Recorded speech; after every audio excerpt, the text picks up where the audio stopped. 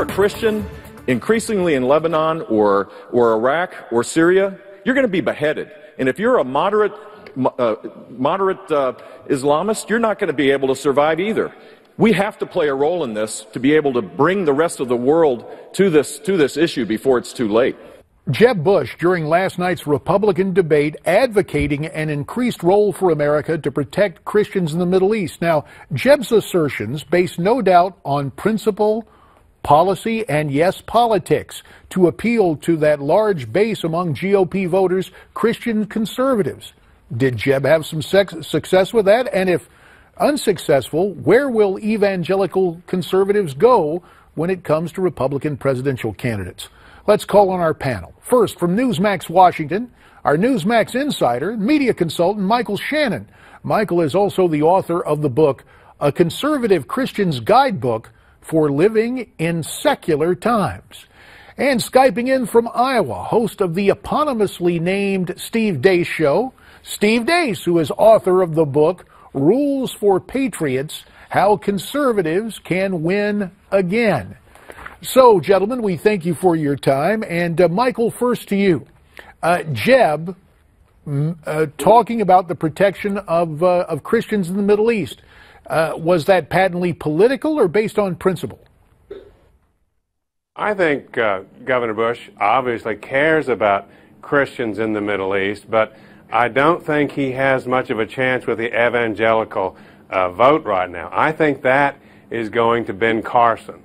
I think he has the, if for want of a better term, religious vote among the candidates at the adults table, not on the early debate. I think Carson, that is where his support is coming from currently.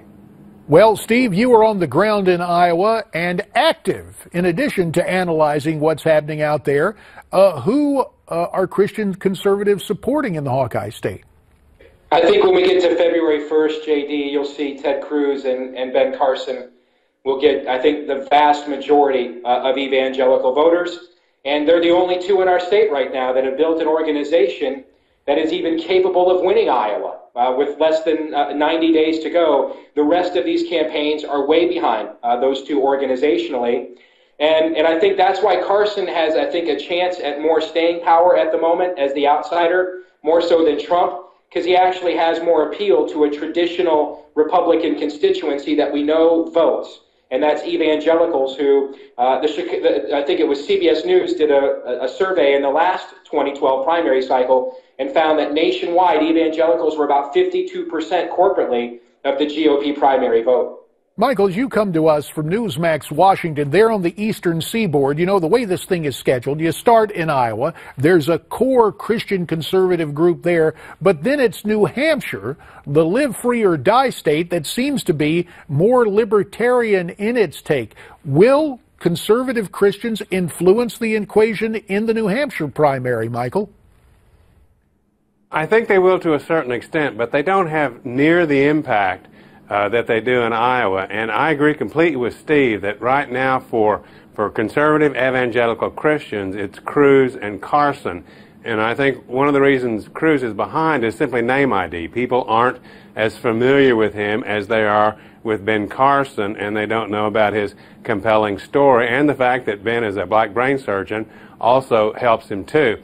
But in New Hampshire, it's not a coincidence that Bush and Rubio and Kasich and some of the more establishment Republican candidates are really targeting that state because the evangelical influence is lower there, and it gives them a chance to try to revive campaigns that I wouldn't say they're on life support. Isn't it required that to be on life support, you should have been alive at one time? Oh, well, now, Michael, an interesting point. Steve, let me close out with you. I don't believe everything I read in the New York Times, but I want to get it straight from you. Have you weighed in officially on behalf of Ted Cruz in Iowa?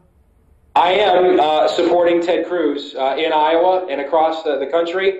And I think the primary calendar, JD, favors him immensely because after Iowa and New Hampshire, comes South Carolina, where there's even more evangelicals that vote there than Iowa. And then after that, you have the Southern SEC Super Tuesday primary states, and no candidate in this race is better organized in those states than is Ted Cruz.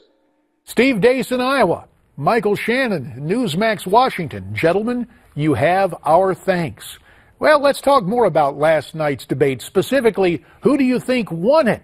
You've been weighing in on our Newsmax.com poll, and here's the way you see it right now.